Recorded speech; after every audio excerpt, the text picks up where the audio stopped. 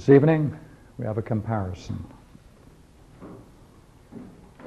Now, of all the comparisons one can make, would you not agree we've picked a good one?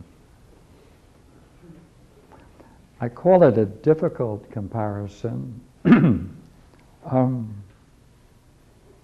there's certain things which are quite obvious that makes it difficult, and I hope to mention them and then show a way of avoiding the difficulty. The writings of both of these men don't exist, since Socrates never wrote anything. The Buddha never wrote anything. We owe it to their followers to discover what we can about these two great figures.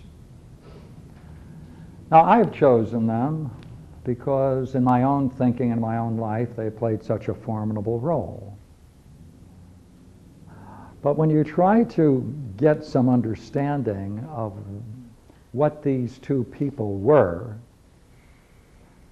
you have an initial difficulty because writing in India, northern India, was non-existent at the time of the birth and the development of early Buddhism.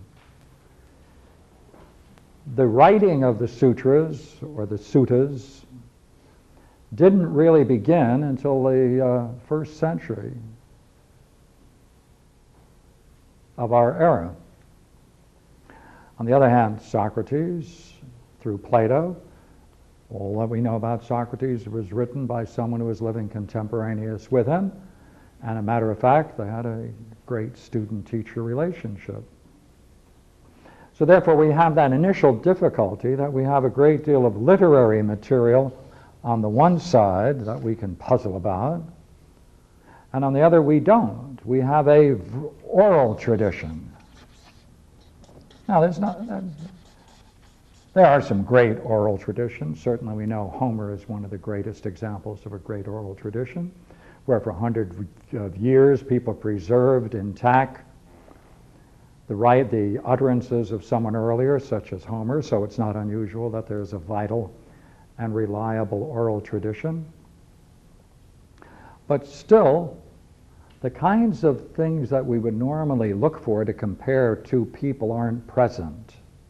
Even the term isn't proper. This is really a title.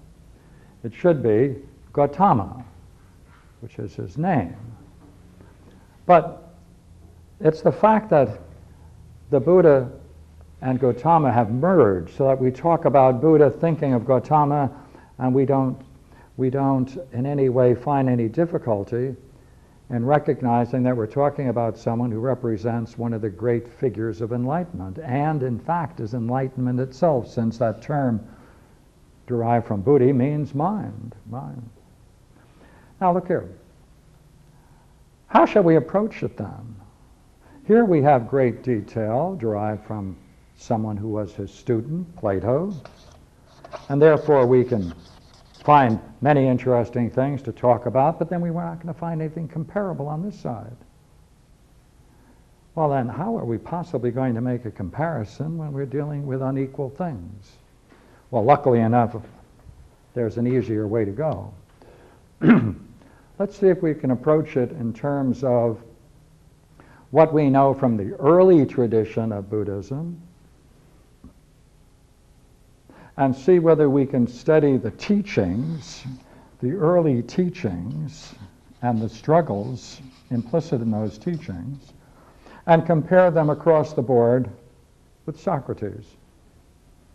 So therefore, I'm going to see whether I can recreate a kind of picture of Buddhism, and comparable-wise, I'm going to try to do the same thing on the Socratic side. So I think it would be easiest to do first by going into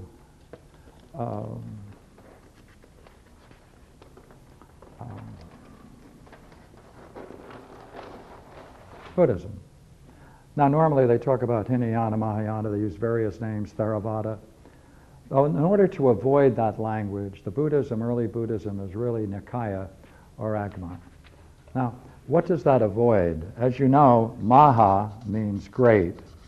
So if you say Mahayana Buddhism, you're talking about something that you consider to be great, and if you're going to contrast it with something else, it's going to be lesser. So this distinction, using the term Mahayana, Hinayana, should be avoided. And an easy way to do that is to talk about it in the Pali tradition or the Sanskrit tradition, and that separates it.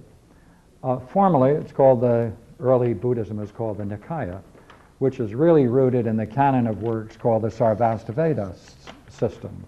And it's from that view that we're going to take a look at this curious thing that Gautama, or the Buddha, developed.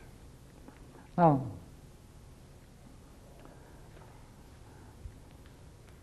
what's interesting is that he has a view, he recreates our view, our everyday view of ourselves. And in his analysis of the human condition, he's really going to develop how he saw himself and what he emerged out of. Well, the first set of what he talks about is that what you have to see is that we get a view of ourselves as a result of the way in which the body conditions us. Right? The body itself conditions us. What does that mean? That means that as a result of whatever it is we experience, we get a kind of idea of a center. It is we personally who experience things. Sensations impinge upon us. Equally to feelings. Right? Our feelings, we have them. Therefore, we have the feelings. And in the same way, when I see something, whatever it may be, any kind of perception, hearing, sight, and that, it obviously entails the same kind of phenomena, which is when I see something, I know it's not me, I'm here, it's there.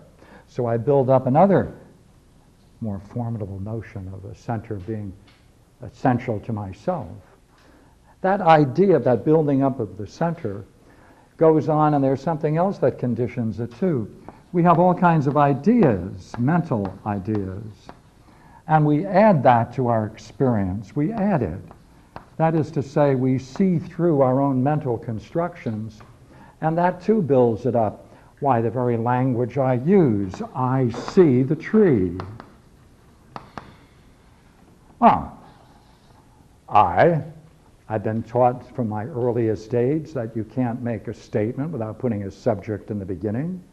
So therefore I'm obliged to say, I, subject, see the tree. That enforces the center again. If someone comes up and says, by the way, I don't doubt that you have some kind of a perception of that thing you call tree. Are you equally good at perceiving this? Because after all, I do want to make sure that you are in fact making sense when you utter that. They go, oh, well, I don't want to do that. I prefer not to do that. Right. So in the same way, that whole mental panorama that we have creates again and again the fact that there is something in the center, most central to us, and of it all, we also have what we call a personal sense of consciousness. Right? If we're pushed to this, we say, well, look here, I'll tell you what. I mean, I know that I exist. I mean, I think, therefore I am. I mean, I think, therefore I am. I'm conscious of the fact that there is an am, and that's an I, and that's what's doing the thinking, you see? I mean, I have a personal consciousness. These are the things that condition us to accept the notion that central to us there really is this core being, sometimes called a self, an Atman, not the with a capital A, but a core self. Now, it's through that we then get this idea of ourself, and the self therefore emerges. That's what we call ourselves. That's the way we understand everything. Now, another way of putting this is to say that, see, we can stay in this model and build up this whole idea, which is the 12-4 conditioning arising from this. See, I just wrote it out here so you can see it. But all of this 12-fold arising, which is very famous, can really be reduced to one sentence. Right? And that is, This being, that occurs. From the rising of this, that arises. This being, that occurs. This being, that occurs. Me. From the arising of this, these five things, that arises. Now you can break that down to the 12-fold arising or the 12-fold conditional being, but it's the same thing. What does that then lead us to? Right?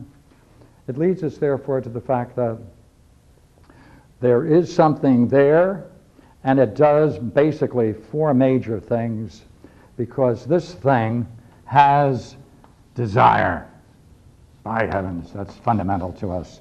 Right? Absolutely. Right? And because of that desire, four things happen. We grasp for what we want.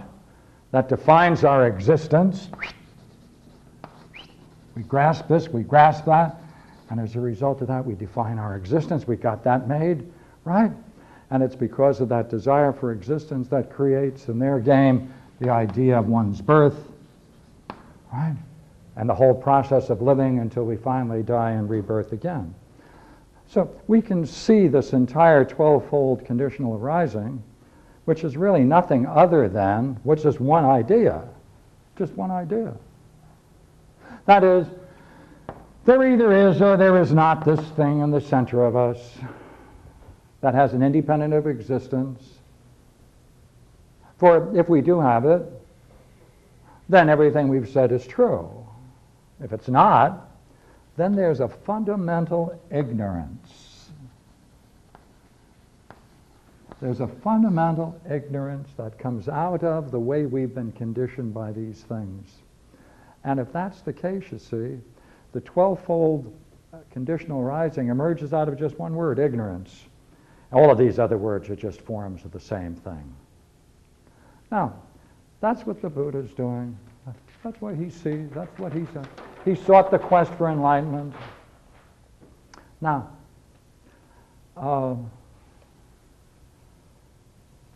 when I wrote this down, I wanted this to come first and the second, so I'm going to switch it for a moment, okay?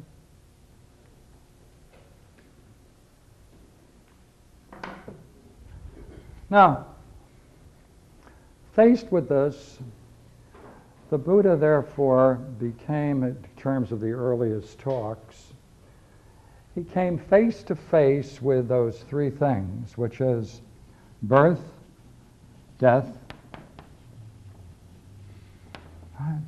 sickness or impermanence. Right? He saw that, and through that he saw nothing there but suffering. And he saw the fourth thing, which really changed everything. He saw someone who he could regard as truly enlightened.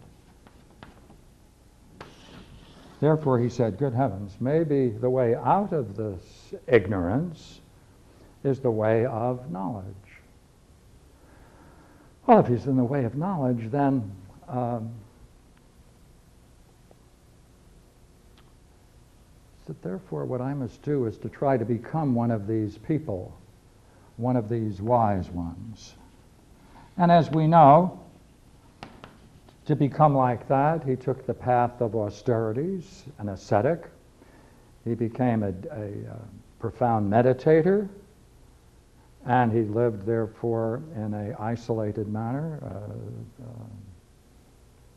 a wanderer, naked wanderer, living on handouts, and developed concentration. He developed meditation. Now, he had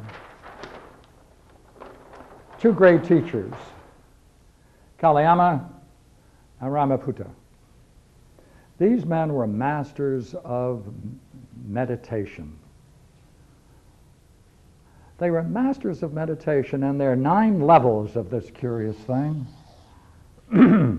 And when he worked, therefore, with these ascetic masters, meditators, they were particularly skilled in what is called the 7th and 8th stage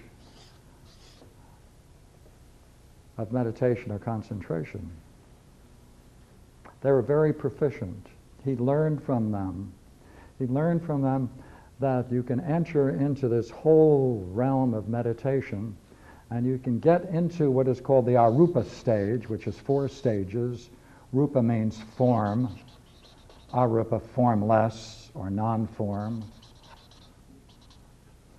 And the first is the great one, which is considered the sphere of an infinite experience of infinite space. Next stage, which is the 6th, is the sense that there's an infinite consciousness extending throughout the entire sense of reality. Right? He went through those, and he mastered through Kalayama that basically there's a nothingness, a profound, infinite nothingness at the root of existence. Then when he went with Ramapatuta, he went beyond that, where he gained the insight, you know what, that there's neither perception nor non-perception, using perception in the sense of all the ways in which one can come to know anything. Therefore, it's quite important in studying Buddhism to recognize that this is his early experience. This is his early experience. This is what led him to become a Buddha, because he saw that he still didn't have the answer to these things, the nature of suffering. Didn't see that all of those great and profound experiences in any way contributed to the conclusion. That makes him a genius, a spiritual genius, because those that can hold on to their question become geniuses of an age. Right? He held on to the question, the fundamental question. He didn't give it up through all kinds of states of profound meditation and satori or samadhi. He didn't give them up. So therefore, he sought to discover how you can go beyond. This is called right. This, the whole thing is sometimes called, I think I have another one here. Yeah. Right concentration, sometimes they call it meditation, and we'll call it right meditation. And the Eightfold Path, that's the 8th step. So he had to go beyond this, and so he went to the 9th stage of meditation. And this is the great one called Nirodha Samapatti, and that is the cessation, the total cessation of all mental functioning, while there is still a vitality. 2 things emerge from this, by the way. One is that at this stage itself, it's possible to find a division within them, by the way. Right? One is tranquility, a profound tranquility, and the other is, which is later developed in the Theravada school, called vipassana, that in this state, the cessation of mental functioning, that is the same thing as opening the mind to profound insights or intuitions into wisdom. Now, there's some Buddhists, therefore, in the modern world who stay with this side, some go beyond and go here. It's out of the same stage, the 9th stage of meditation. This later becomes to be the way that Theravada Buddhism and later Zen Buddhism emerged. Let me now go back. After therefore breaking through on this 9th level, the highest stage of meditation, what is it that he saw? What is it that he saw? He saw that everyday existence is this. That's everyday existence. That's what everyday existence is. Birth, death, sickness, suffering. That's everyday existence. That's what it is. A fundamental, you could even say, a fundamental incompleteness. Now, usually the Sanskrit word they use for that, of course, is dukkha, and that admits of a wide range of translations. But it's a fundamental incompleteness about the very core of what we express as the realm of appearances. Right? So you either can say its everyday existence is incomplete, and since it's incomplete and we struggle in it, it produces this thing called suffering. And Buddha went through this 9th stage of meditation. He said, by heavens, you know what? There's a cause to that. Desire is the cause of that. Hey, you know what? This whole way in which we built up our everyday world, you know what produced that? Desire. Desire, the whole thing, that whole production is the result of just one thing. Desire is the cause of all of that. And you know what? If you can see that, that's the way out. That's nirvana. Nirvana literally means, vana is the senses, blowing out the senses. Right? Blowing out the senses, blowing out desire. If this whole production of ours is the result of our fundamental ignorance, well then if you can understand and perceive that ignorance directly, then you're out of it. You're out of it. That's the Four Noble Truths. Now to do it, is you know what you have to do? 8 things. And that's where the Buddhists get that great image of the wheel, 8 spokes. Now, I would say that many people have talked about right views and right thought, right speech, right action, right work, right effort. It's this last 2, right mindfulness and right concentration, which we also call meditation.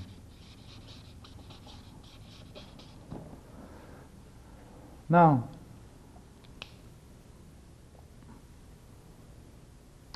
this is something that he came to. Now, what is so interesting about that is this. Remember, we said that it takes a true greatness to hold on to your fundamental question. But it takes even a greater degree of personal integrity to be able to hold on to the question after a breakthrough experience, through a samadhi, through an enlightenment experience, through an overwhelmingly powerful experience, through a crystal luminosity experience, however you put it. That means the person is simply enlightened. So what? The person who can hold on to their question now in that state and then say to themselves, can I understand the process that I just went through? Can I understand the process I went through with such clarity that I can understand all the distinctions I made that preceded and were the cause of my own enlightenment? Let this represent, as it were, say, just for an illustration, 30 seconds. If we could get a look at the state of mind of Gautama the Buddha 30 seconds before he broke through that 9th stage of meditation, if we could see all the things that were in place for that experience, and then take a look at then what he then did with it, because he returned to his question about the nature of this, to put into words with such clarity so that he could communicate this nature of this, because this is what he had to get out of in order to have the experience. So he held on to his question with the purest logic and the most beautiful, precise language. He was able to express the nature of his own ignorance, and therefore ignorance of man.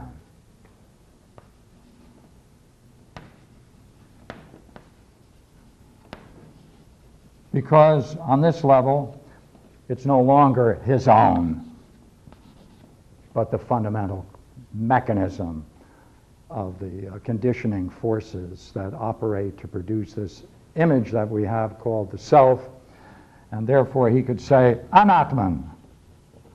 Anatman. No Atman, no self.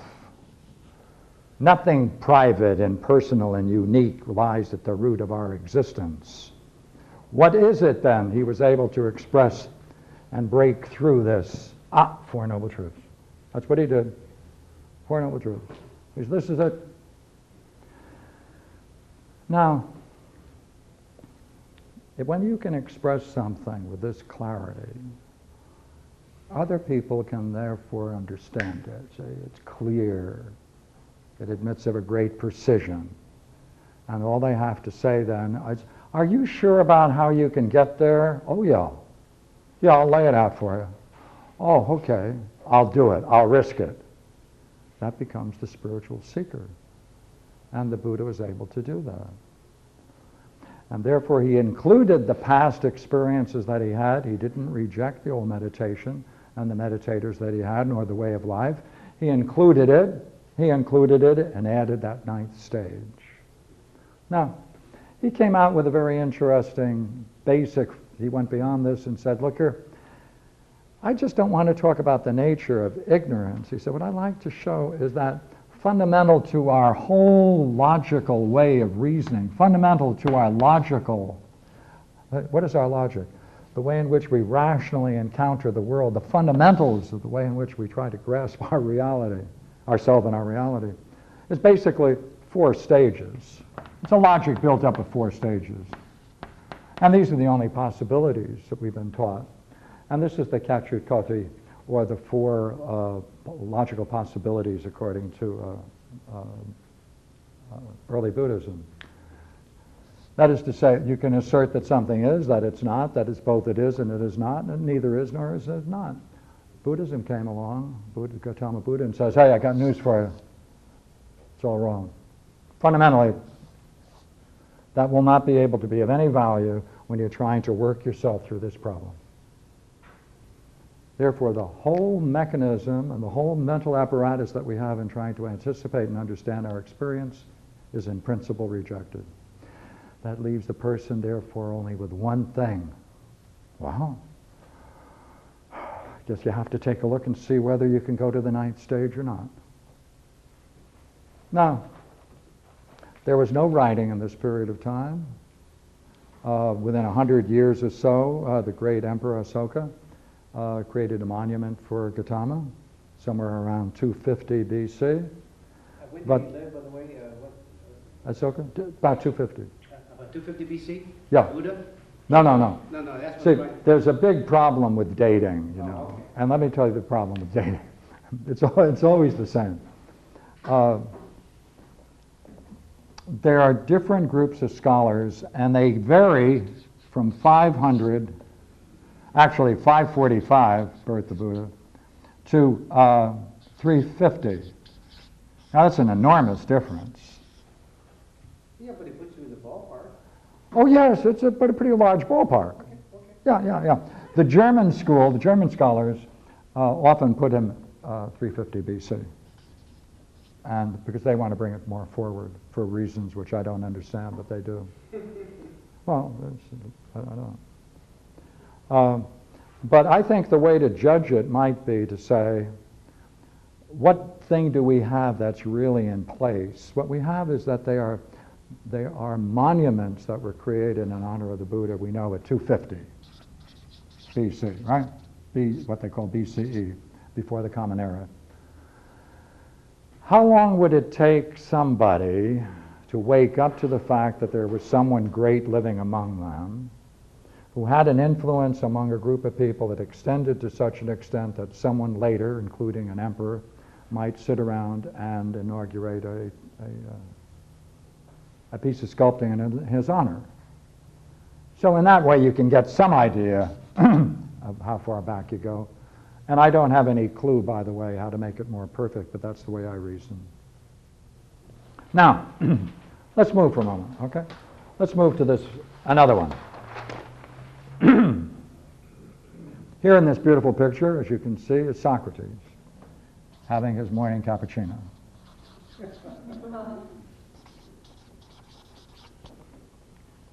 Now, What's different, you see, what's different between Socrates and Gautama, very clearly, right from the offset, is that he is engaged in interrelationships. Fundamental. That he has a way of exploring himself and others that uses dialogue.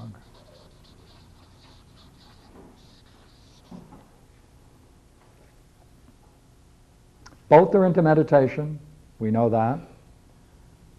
We know that Socrates went through some very profound meditations if we give evidence in the Symposium, which might be equivalent to a Mahasamadhi, where Alcibiades is describing Socrates standing in one spot for 24 hours, holding on to just one idea. And we have it also from the Phaedrus, Republic, and Symposium. Okay, now, we have something else. We also know that Socrates saw himself in a line of greats, of philosophers. He saw that he was just one in a long series. So he saw himself in a spiritual tradition. Now, one of the most remarkable things in history that has ever occurred is that wouldn't it have been interesting if the Gautama Buddha had a Plato?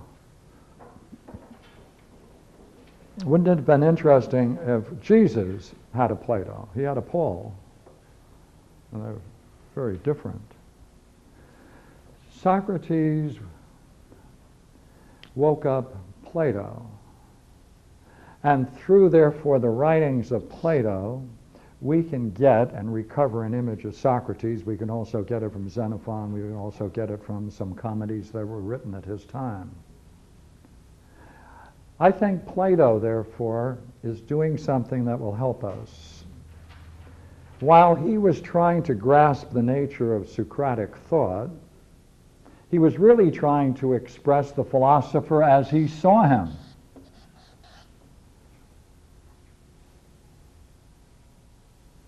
That perception of Socrates as a philosopher, trying to grasp his essence, the very nature of what it is that he saw in him, occupies again dialogue after dialogue. It becomes the unity of all of his thinking. He's absorbed into it. But what does a dialogue require? A dialogue requires, does it not, that you have to be willing to become the object of attention, exclusive attention of the other. Right? Engage in a dialogue with someone. To whatever degree that is genuine, you become the object of their exclusive attention, concern. Right? You know that if you're the object of a dialogue, that you are required to try to come up with the best that's in you. Under questioning, right, the skill of the Socratic questioning is to help that process emerge.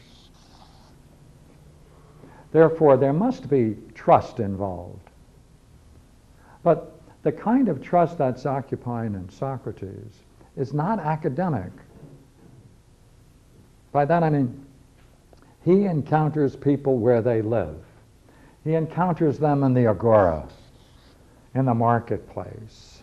He's bringing whatever he is into the marketplace, and he's both engaging and engaging himself through this curious thing called dialogue. That dialogue for him is a duty, for he received from what we know from the Apology, the duty to be a philosopher, which he says is from God himself, to become a philosopher and to go around and question himself and others. Therefore, there's a very high, let's call it now, a spiritual occupation. I mean, what better boss would you want, right, than to have God for your boss, right? I mean, He says, I wouldn't give up my post on Podadaya when I was being commanded by my commanding officers to hold on to a post. He said, now that I've been commanded by God to be a philosopher, I dare say, he said, I'm not going to give up my position as a philosopher. He said, how foolish that would be. So therefore, he enters the realm of the spiritual through dialogue, through questioning. And what does he question? What does he do to us? In all of the dialogues, we can bring it down to a few things. He wants to know about the nature of excellence. Excellence. He wants to know about excellence. See, that's a Buddha question. Right? How is that similar? How is the quest for excellence the same as this ninth category? See, he went beyond all categories.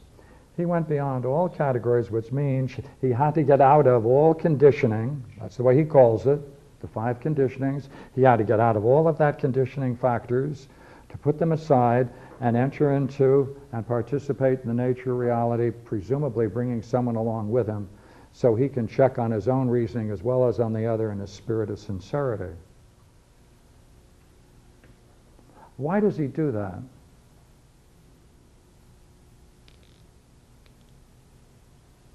He says, I want to, I want to understand.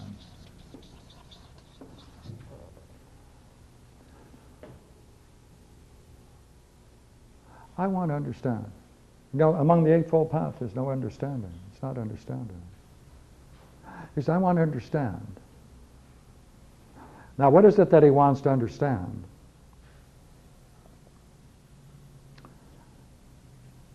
What I want to understand is what it is that I am doing most excellently when I am exploring myself and others. What is that? What kind of a state of mind is that? Because if through it an excellence emerges, then it emerges not because I'm teaching excellence, but because in the very process of engaging, an excellence emerges. Well, then he can say, wait a minute, this excellence that emerges, is it one or many? Maybe it's one behind it all. So it brings people into engaging about whether or not the particular excellence they're trying to exhibit is one or many. He's getting them to consider their own excellence. Now, this question about one's own excellence means that you have to face intimately one's own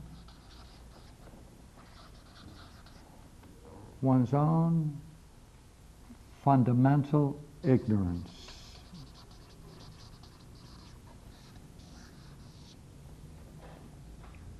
As he takes Meno and other people through the dialogue dealing with the problem of what is virtue or what is excellence, he has to come to grips with the fact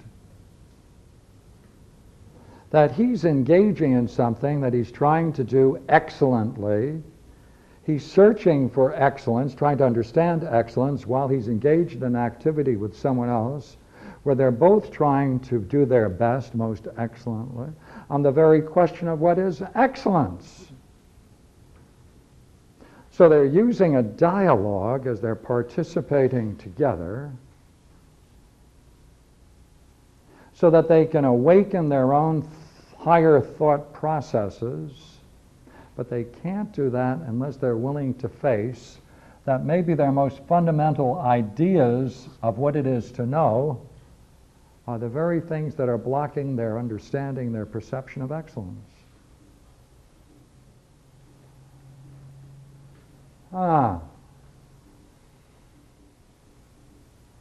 That's the same thing as the conditioned arising of mental functions. Same thing. Now, why is he doing that? He has one assumption. I believe, and that is that there's nothing more dangerous than knowledge. Nothing more dangerous than knowledge. Because whenever you have it and you act on it, you always know that you're right. And if you know you're right, you're justified in doing what you're doing. And if you're justified in doing what you're doing, you can act with the unity of your will, and you can then free all of your energies towards the accomplishment of your goal. Socrates is going to show in dialogue after dialogue that is the fundamental illusion. That's the illusion. Because in every dialogue, Socrates is going to say that there is a whole set of key terms: knowledge, understanding, love, beauty, all of the great words, excellence, justice, fairness, temperance, courage, all of these words which we always use. And he's going to show in one way after another that all of these terms can only be used properly, when they are applied in the realm of the highest vision of reality. And when they are not, all of these words then are nothing other than ways in which we justify our own efforts to do this and do that and to create an image of ourselves. Why does he do that? Because he goes the next step. He says, you know what? Since I can say that, this is really what knowledge is, being able to know how to use these terms in respect to this highest vision. Any other idea of knowledge is absurd. If you reach this kind of knowledge, he's going to say, there's no difference, therefore, between knowing and willing, for no one does wrong knowingly. There's no tension between will and knowledge, so long as you understand that it's this kind of knowledge that he's talking about. Now, this other kind of knowledge, he calls it a slave. He said that, you know what, he said, whatever kind of knowledge, let's call this the common knowledge. He said, common knowledge, whatever it might be, is like a slave. It lets itself be dragged about by other states of mind, and for other purposes. It's purely arbitrary, it's neutral, it has no value to it, it's perfectly uninteresting. That is to say, as we know so well today, we can train our people to develop all kinds of techniques, to master all kinds of weapons of destruction, and the people who do it can go home and have a cup of coffee and listen to a Beethoven quartet after it's over and enjoy all kinds of ascetic states of mind. That is to say, our view of knowledge is necessarily, right, indifferent to value. It is neutral. It is, as they call it, it's indifferent or neutral in value. It's neither right nor wrong. And all you have to do is possess it, use it, feel justified in your use of it.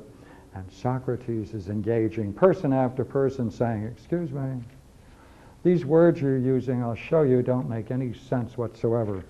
The way you understand these terms, as a matter of fact, let's go back now, the way you've been using these terms condition you to be what you are. This is conditional rising in Platonic universe.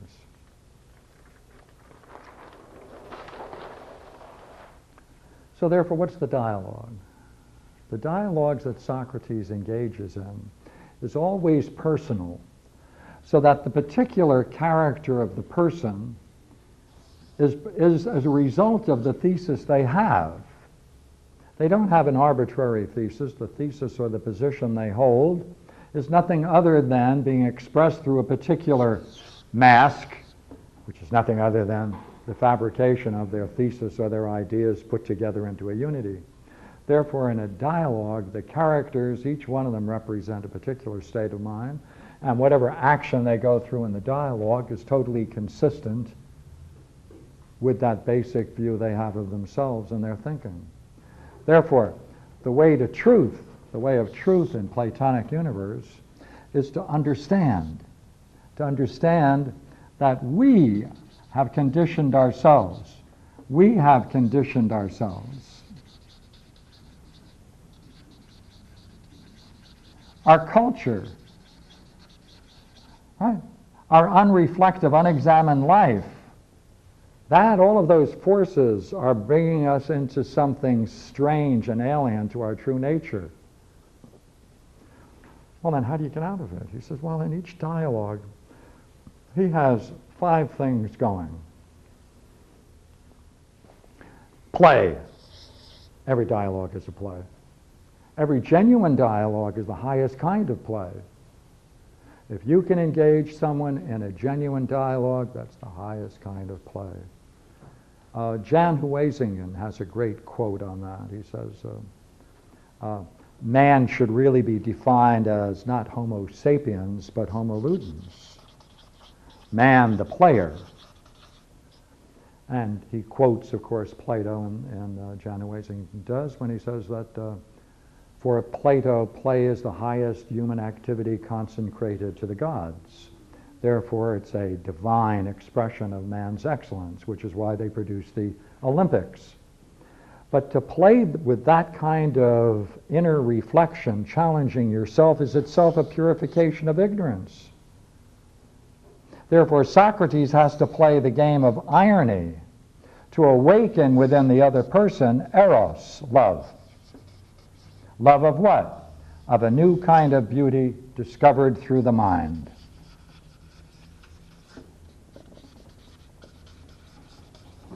For the mind alone can see pure beauty, nothing else can, according to Plato. And the way, therefore, to that penetrating vision into the nature of ultimate reality as beauty itself, which he calls the perfection of beauty. Right, great, beautiful image, isn't it? Perfection of beauty. Is through a training of the mind, the dialectic. Now, few people get to this level of Platonic thought because we don't need it in our everyday world or even most of our intellectual activities. Because it's the special kind of very disciplined reasoning that can go from beauty itself, to the very fundamental notion, the good. To go from an experience of ultimate reality as a unitary vision to the good presupposes you have mastered and have known how to participate in a very strenuous dialectic, because the very assumptions you're going to be making about your experience of beauty itself or the nature of ultimate reality must be examined carefully in such a way that it can open the mind to something that's beyond knowledge, totally beyond knowledge and beyond essence and truth itself, to reach the good. That therefore means he is no longer conditioned even by his highest contemplation. Another way of putting it, the Buddha too had to go beyond the 7th and 8th level of meditation to reach into the nature of nirvana. So here too, Plato is doing the same thing and telling us Socrates is teaching, which is that through the most strenuous use of an inner dialectic, a mastery of the dialectic, you can prepare the mind for the grandest of all seeing, which is no seeing at all, but seeing things just the way they are. Now,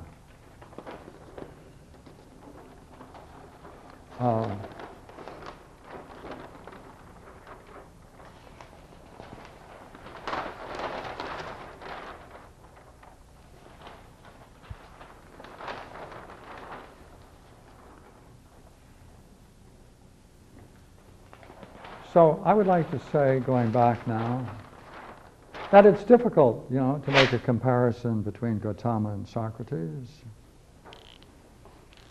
And yet, what's most important for me personally is that these two figures have the same curious kind of what has been called numinosity, right? Not luminosity, numinosity. Someone existed way back before there were any kinds of recording devices, even writing. And they were able to be themselves so well and so perfectly, simply being what they are, that numinosity, that sense of reality in them, spread through the ages. So now the very mention of the term anywhere awakens a curious thing. It's like you can reach back through time, and in some way you can engage in the fact that there has been an extremely profound, if not the most profound individual in history. Now here's the curious thing with Socrates. You might be able to do the same thing with Socrates, but I bet you can't do it without smiling. There's something funny about Socrates. Right?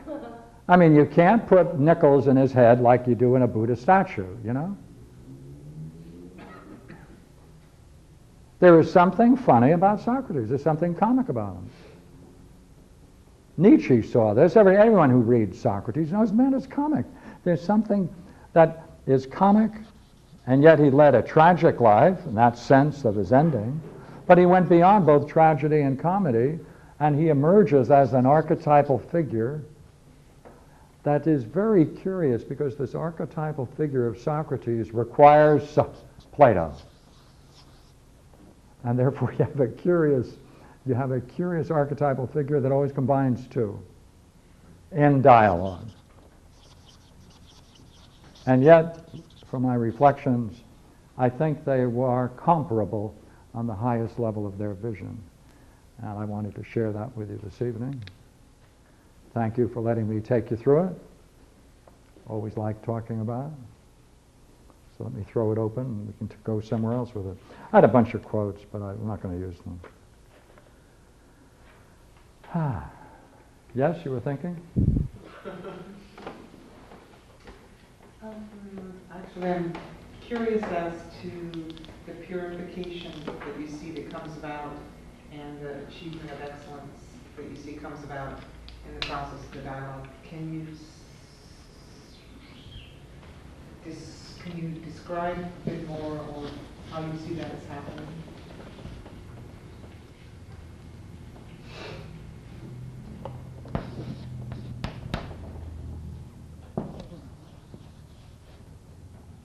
I think the idea of a sheath, right? A sheath, a veil, a sheath. That we have levels. I'm going to call them, since they have a unity, there are levels of discourse that are possible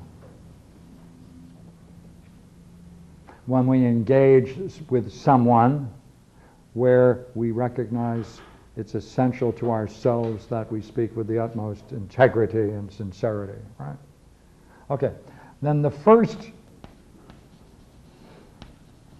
superficial we would like to cut through as much as we can.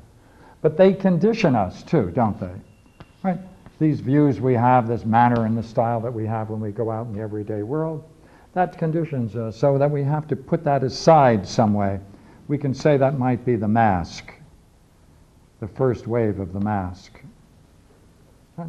So when we then try to find a different way of dialoguing with another set of ideas to engage with someone, exploring what we think, why we think what we do, we try to show that these have a certain unity and they fit together and can represent us on our most meaningful level.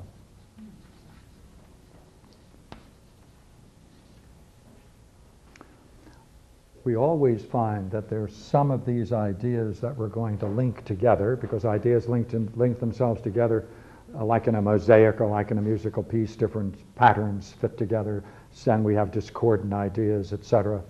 And so we are then going to have to face the fact that there are a couple of these things while we thought we knew, we didn't.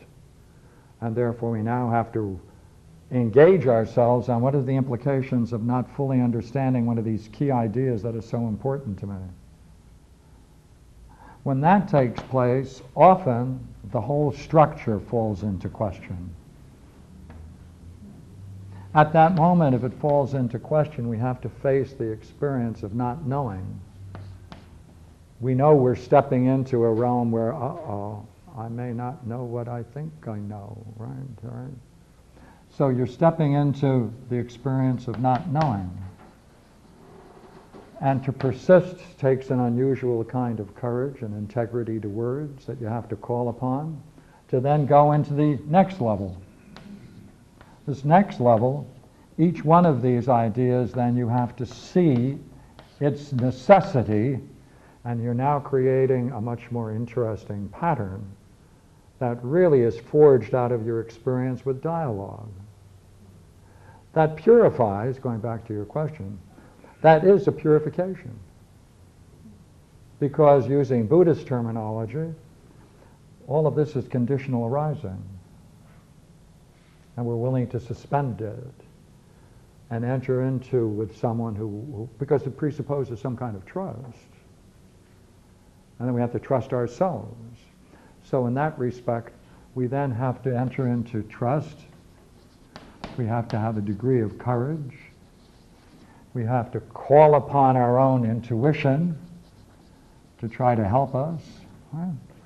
And we have to stay level-headed through the whole thing.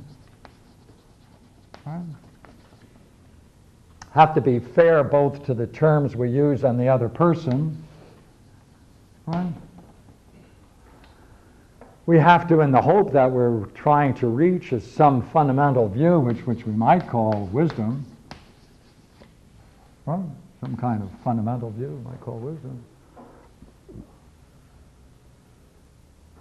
And we have to be willing to return to it again and again and again as a meditation. There are very few activities in human experience where all of those qualities emerge in any one experience. You may say to someone in sports or in war or anything else, say, can you have all of those running on the high level? Oh yes, in chess. No. Tennis? Bridge. In what? See, only the most important interrelationships. Love, human understanding. So therefore, as you emerge into the need for these things, you're entering into a more interesting total relationship. And the person who brought into the world the whole art of dialogue is Plato and Socrates. Just as the whole art of contemplation emerged with Buddhism. Because Buddhism used two things, not just meditation, which was already there, but he brought to it an understanding of what he went through and what he saw as a consequence of it. So he brought understanding with him, as well as that. Here, purely understanding, but it ends up into a contemplative state. So they both have similar features. Understanding, need for contemplation. Gee, that was a long time to answer a simple question. I'll have to watch that. I kind of, as you're describing Buddha, there is no talk by him of what I would call God. I'm not talking about God in the sense of Christianity or... Yeah. You know, there is a, when somebody breaks through to the other dimension, which is, I consider to be an energy dimension, an energy of consciousness. When you break through, it is such a wild world because it is so possessive and inflationary. That's where the unconscious is. Whereas Carl Jung said, there's also a shadow or a dark side to it. There's no mention of that in Buddha at all. No. Or no mention of that in Socrates, like not they in Socrates missed either. something. Yeah. It's all mental. That's right. Jung never studied Plato. Well, I don't care whether he never studied Plato or He not. should have. Well, fine, but other people have not studied Jung in the right way, in the same way he didn't study Plato. He studied other people. But Does that mean because he didn't study Plato that there's no other world to conceive? There is no shadow, there is no darker side to another dimension of some kind?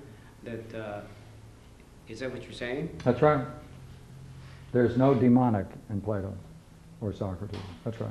Yeah, but it doesn't mean that there isn't any in life. Oh, in life. Yes. Okay, Oh, in life. listen, Okay. I'd be the first to sign that petition. Okay, all right. Okay. Yes, there certainly is in life a great Well, I deal. know, but they don't seem to address that as part of their. I mean, that's my point, I guess. They don't seem to address that particular part of life.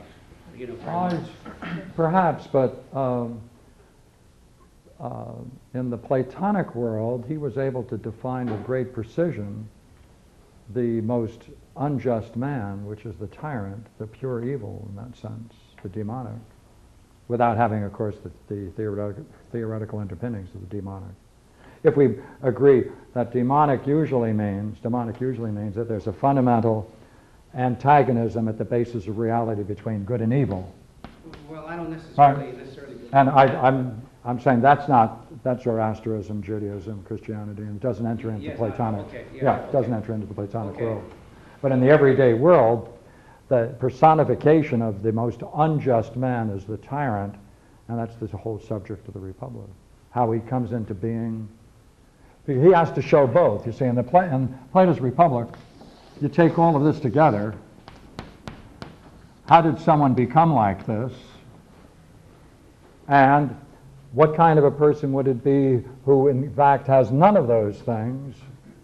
And therefore you have this opposition between the two types of people. But it doesn't go into the level of metaphysics. But he also doesn't talk about archetypes or gods. Oh, What I consider energy entities. They don't seem to address that part. That there's something beyond the personal. yes.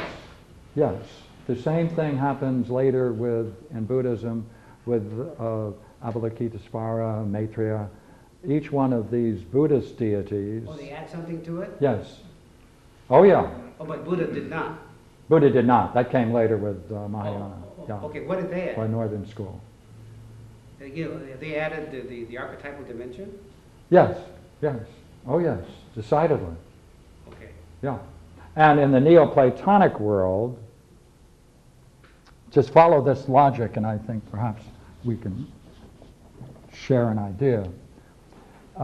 If there is such a thing as this, capital I, right? If that is a principle, and if that principle also is causative, right? And therefore, if it is something, therefore, that is causative, that can reach through levels of existence,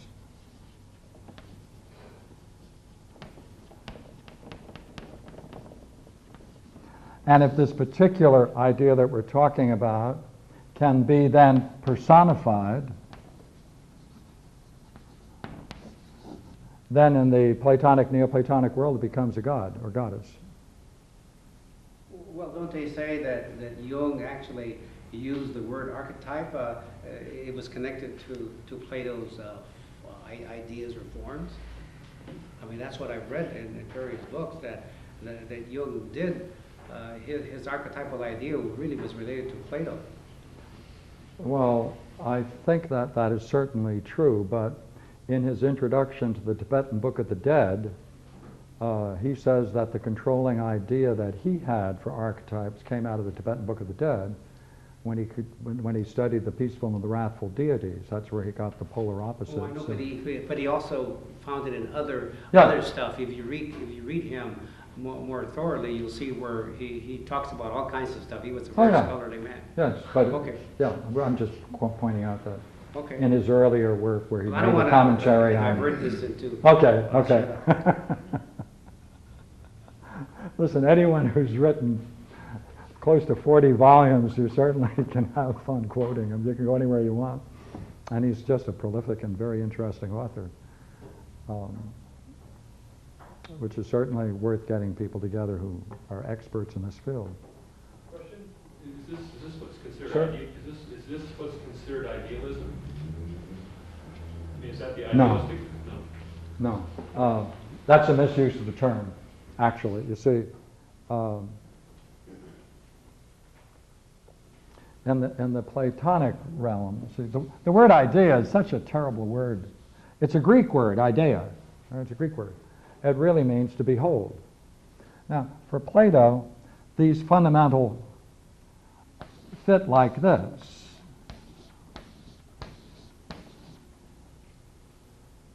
And they entail one another. And when it's experienced directly, it is an overwhelming experience of beauty itself.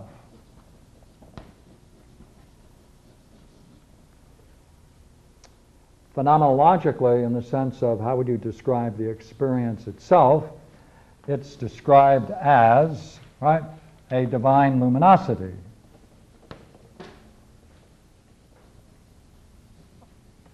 All right, that's the way, the impact, right? That's what you call it. When you reflect upon it, you say, good heavens, that has a vitality, same as in Buddhism, right? It has a vitality.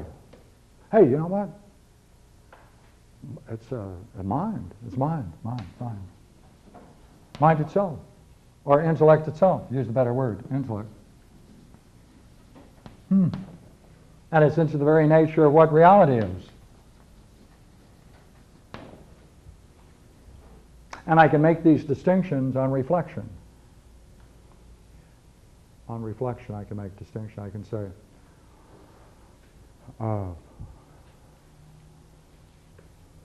beauty. There's a balance. There's an integrity. Would you say that this big circle you got is sort of like something of value, something that's good? Yeah. This is yes. And This is. Would you say that everything else is sort of stepped down from it? Therefore, everything that comes down from it, the influence of it, is what is called goodness. So everything then that's flowed down is sort of lollipop squeaky clean then? Pardon? Everything that's flowed down is... Yeah. It is a unfolding. That's right. I don't mean to use terms of I don't know. No. That's what came to mind. Sometimes the image is a fountain overflowing. Since it's an emanation. Sometimes it's a participation model. These are different ways of talking about the same thing. So the negative states of existence wouldn't flow down out of that, would it? The negative states of existence? No. Well, we were just previously trying to figure out this dark side. I mean, it wouldn't have any dark side to it, would it? See. I mean, I'm sitting in a cave, it's pretty dark in there, right? But Yeah. I mean, this is some sort of... Yeah, but keep talking. The dark side is when we take what we think we know and act upon it, isn't it? Well, sure, yeah. And insofar as we think we know it, we think we're right. Well, you don't have to act on it. You can know it exists, you don't have to act on it. But there is a space in which when people do think they know, they do act upon it. That's true, Yeah. yeah. I'll take that I'm acting upon something. Is it possible that there's something internal inside of me at birth that makes me act that way? I guess what I'm trying to figure out is if I'm playing this game, am I fighting against some internal stuff that well, I guess there is. There's probably some archetypes in there, right? That I don't hold to that notion. I don't I can understand what you're saying, but I myself don't hold to that notion. How about I don't think that we play against ourselves to bring about our own downfall. I think that we act in such a way as that we always act towards what we think is good, and so long as we think it's good and we have reasons for engaging it and the hope that it will bring us about the good that we desire, we act on it. Well, that's the first 5. Right. Yeah, we sort of get ourselves Yeah. involved in all that, right? And the way out is to try to describe and try to find out why you're going after things, which in another sense you may realize is not good for you and may not get you the things that you want. Then you have to go through the unexamined life is not worth living. Is it possible that that little tiny ball that's crystal clear before you start playing the 1, 2, 3, 4, 5 game, when you play the 1, 2, 3, 4, 5 game, something settles in, doesn't it? Could you help me with 1, 2, 3, 4, 5 game? Perception, ideas. What was the other stuff you had? Okay. The condition arising. Yeah. I mean, all these conditions are going to fall into some substrate, right? That's right. So That's you're right. saying it's just a beautiful ball with all this crud on it, right? That's right. The ball doesn't come with any internal That's right. screw-ups in it, That's right. or structure to it. Yes, and the Buddhist metaphor would be that there's accumulation of ignorance. Ignorance, okay, it's better than crud. Fundamentally, the problem of ignorance. And it has various sources, and there we are. They don't have the role of understanding. That's a Platonic. They have, look here, the real thing to do is to understand how this came into existence. You say that, you mean the process The of Buddhist, creation? yes. The process of meditation is literally to be able to see whatever comes up, how you relate to what comes up. That's a meditation. So that you can see in the slightest, yeah, go ahead, excuse me. That's right, I understand. Oh, you want to see to what degree you can see your whatever there is called mind is either pulling away or attracted towards something. And they're going to say, that's the problem. See what you're doing? You're either being attracted to it or running away from it. Right? Attraction, repulsion, that's a problem. Let it go on. Forget it. Just learn to let it happen. Just let it be as it is. Watch it. Just watch. Just watch. Watch it arising. So you're saying letting it go is the wisdom? The ninth level was wisdom. It ends in that, You yes. can't relate it to what goes on in your everyday world. That's right. So the wisdom is letting go of the push-pull situation or the On every level. resistance or the, On every level. And the other side of it, though, is not just to see it happening. If you can see it happening, then you are in fact confirming his teaching. Then you're seeing that it's with desire that. You see it, but you don't attach anything. That's to it. right. You're detached from it. Yeah. That's the wisdom. Mm-hmm. Mm-hmm. That's a hard.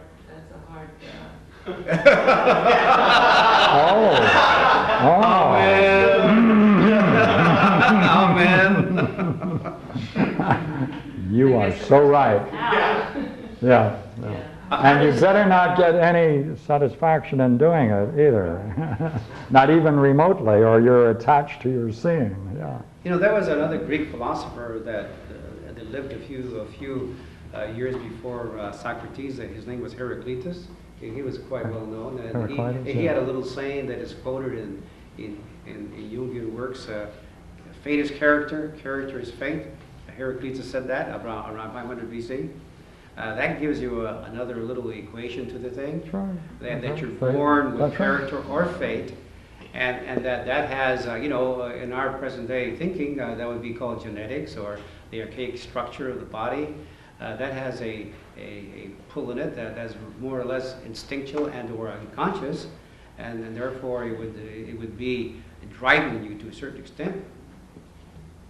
One of the great riddles, and it's certainly a major riddle, is how do we account for the differences that we all have from one another?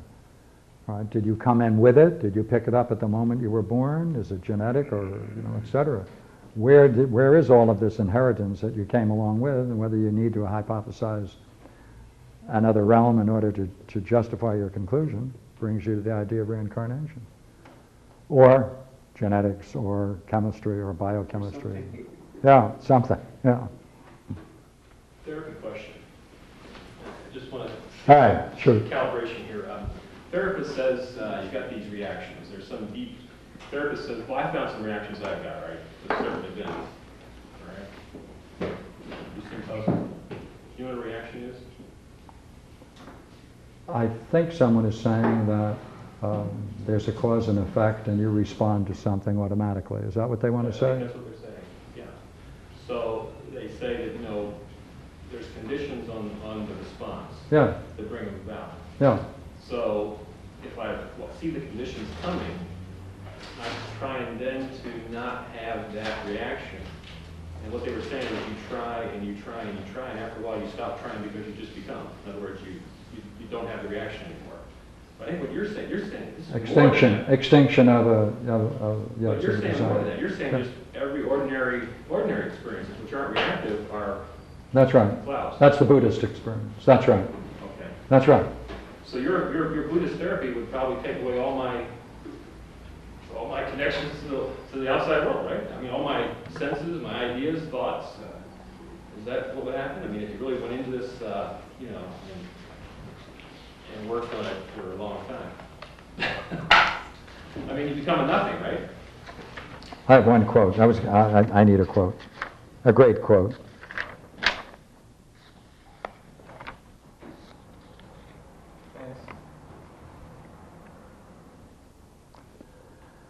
The monk who has attained sana vatyata nirodha, the highest, his bodily activities, verbal activities, mental activities have all stopped, have subsided, but his vitality is not destroyed. His body heat is not allayed. His senses are purified. This, sir, is the difference between a dead thing passed away and that of a monk. I'd like to see one. That's sort of a twist, isn't it? To stand at the summit of consciousness, this is another one, all right? It may occur to think at all is inferior. It would be better not to think. So he stops thinking or willing, and perception ceases. He touches sensation. Pardon me. He touches cessation. Thus does the gradual and deliberate attainment of cessation occur. Is at the point where he can consciously turn off all the psychic apparatus, all the ways of interacting, and that's their final step. That's the 9th stage. Great quote, one of my favorite ones. Which is very different from Socrates. He has to have an interaction. You're not comparing similar things. What you want to describe is there any relationship between that and the experience of the good itself? But that's a different way of comparing. Right. You want to compare comparables. Right, That's well, the highest meditative state. You want to compare it against the highest meditative I state. thought the loss of mental function. Pardon? I thought it was the loss of mental function you talked about? Buddhists? Well, it isn't. It would be nice if they said that. Oh, right. But that's not what they said. That's true. It's a choice they've made. Yeah, you kind of added to it. All right. Question on dialogues.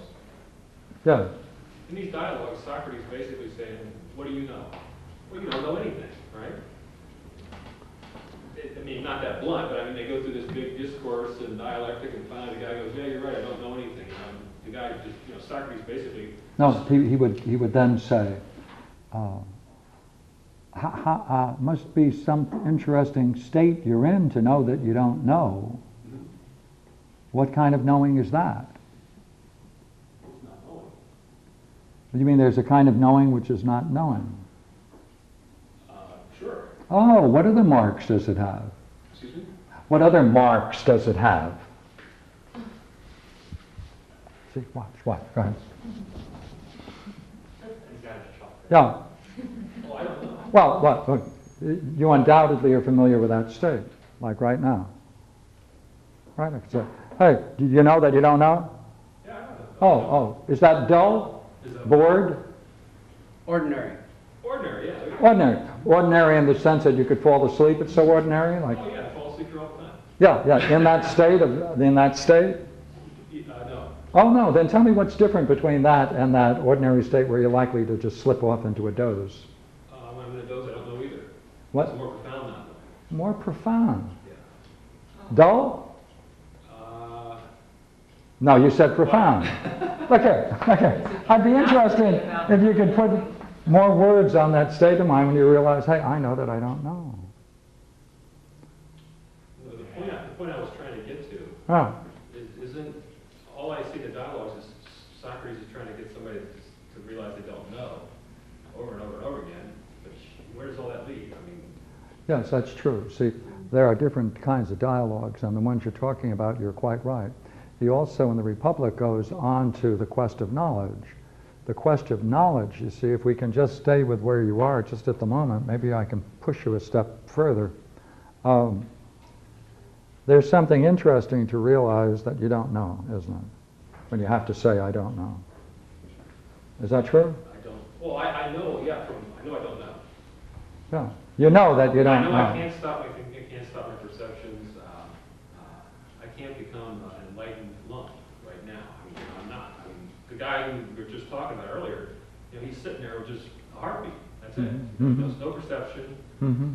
No outside. This guy's like a vegetable. So the point you're on is a really great one. The point you're on is a great one. Let me put it in another way. If you get a description of the ninth stage, a person could say, that's very commendable for a rock. No, it's not at all. See, therefore, the person has to make a distinction between the rock and enlightenment.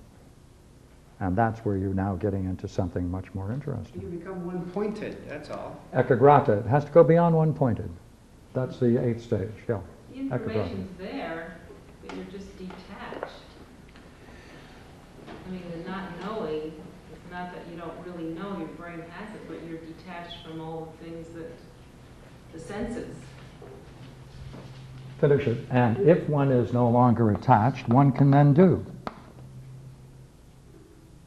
That's where the wisdom comes in. That's where the natural wisdom comes. Yeah. Because then whatever you're doing, you're not doing it on the basis of anything that's been conditioning you to be anything, this or that.